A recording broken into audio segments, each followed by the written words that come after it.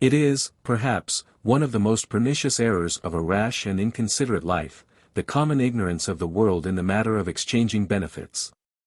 And this arises from a mistake, partly in the person that we would oblige, and partly in the thing itself. To begin with the latter, a benefit is a good office, done with intention and judgment, that is to say, with a due regard to all the circumstances of what, how, why, when, where, to whom, how much, and the like, or otherwise, it is a voluntary and benevolent action that delights the giver in the comfort it brings to the receiver.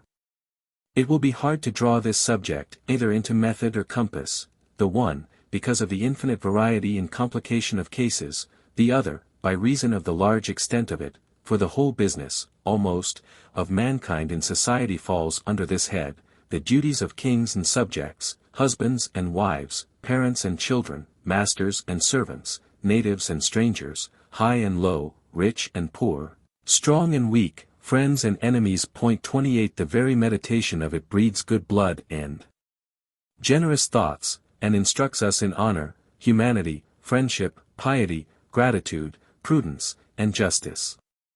In short, the art and skill of conferring benefits is, of all human duties, the most absolutely necessary to the well-being, both of reasonable nature, and of every individual, as the very cement of all communities, and the blessing of particulars.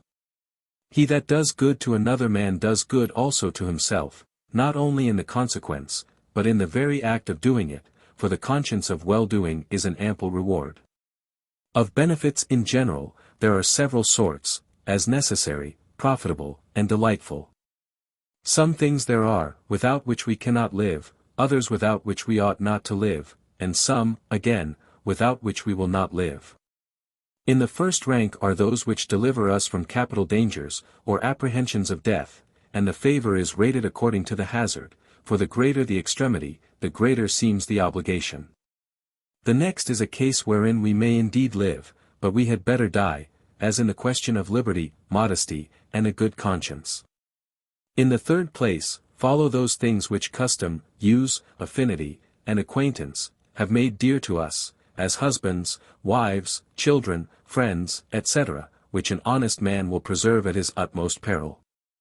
Of things profitable there is a large field, as money, honor, etc., to which might be added, matters of superfluity in pleasure.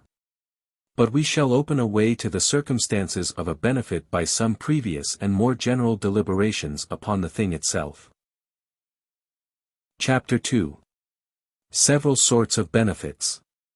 We shall divide benefits into absolute and vulgar, the one appertaining to good life, the other is only matter of commerce.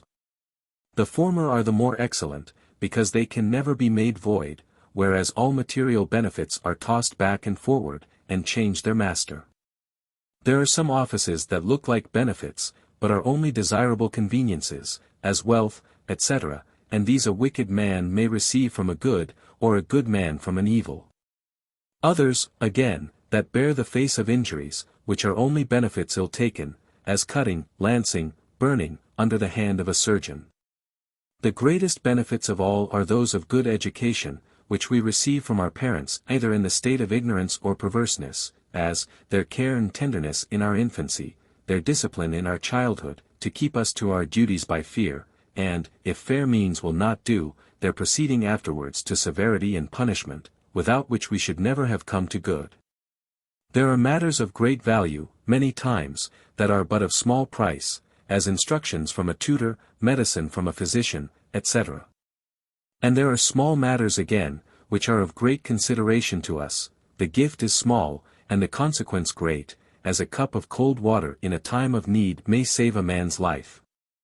Some things are of great moment to the giver, others to the receiver. One man gives me a house, another snatches me out when it is falling upon my head, one gives me an estate, another takes me out of the fire, or casts me out a rope when I am sinking. Some good offices we do to friends, others to strangers, but those are the noblest that we do without predesert. There is an obligation of bounty, and an obligation of charity, this in case of necessity, and that in point of convenience. Some benefits are common, others are personal, as if a prince, out of pure grace, grant a privilege to a city, the obligation lies upon the community, and only upon every individual as a part of the whole, but if it be done particularly for my sake, then am I singly the debtor for it. The cherishing of strangers is one of the duties of hospitality, and exercises itself in the relief and protection of the distressed. There are benefits of good counsel, reputation, life, fortune, liberty, health, nay, and of superfluity in pleasure. One man obliges me out of his pocket, another gives me matter of ornament and curiosity, a third, consolation.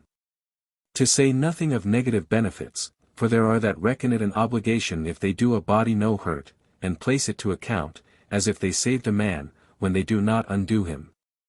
To shut up all in one word, as benevolence is the most sociable of all virtues, so it is of the largest extent, for there is not any man either so great or so little, but he is yet capable of giving and of receiving benefits.